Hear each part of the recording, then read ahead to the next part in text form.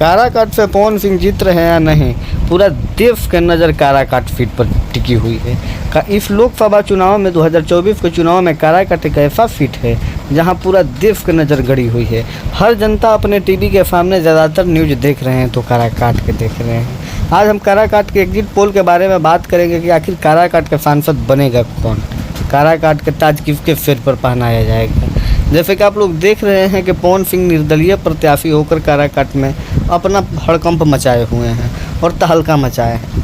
हम आपसे बता दें कि काराकाट पर ज़्यादातर लोगों का शक है कि पवन सिंह जीतेंगे, लेकिन कुछ लोग के यहाँ पर ये भी शक है, कुछ वोटर इस बात से भी कन्फ्यूज हैं जो बीजेपी के वोटर है कि यदि पवन सिंह को वोट दिया जाए और पवन सिंह के वोट देने से उपेंद्र कुशवाहा और पवन सिंह के वोट में बंटवारा हो जाएगा और उस सीट पर राजा राम कुशवाहा जीत जाते हैं तो फिर बीजेपी के खेमे से सीट निकल जाएगी।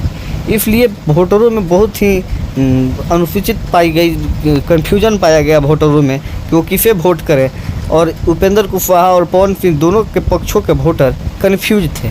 लेकिन बात आए माले और आरजेडी के वोटर के बारे में तो कांग्रेस और एनडीए गठबंधन के सारे घटक दल के वोटर को कन्फर्म था और एकदम निश्चिंत था कि वोट राजा राम कुशवाहा में भी देंगे।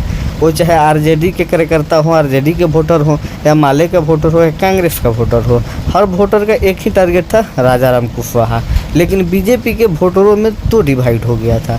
उसमें कुछ राजपूत समुदाय का वोट था जो पवन सिंह को मिला है, और तमाम बड़े समुदाय के नौजवानों का भीड़ पवन सिंह की तरफ देखा गया, नौजवानों का सपोर्ट भी पवन सिंह की तरफ देखा गया। लेकिन कुछ एग्जिट पोल के माध्यम से ये बताया जा रहा है कि वहाँ पर पवन सिंह जीत जाएंगे। लेकिन देखिए क्या होता है, अब 4 तारीख तक इंतजार करना है। आप लोग तब तक के कमेंट करके बता दीजिए। जय भोजपुरी, जय भोजपुरी समाज।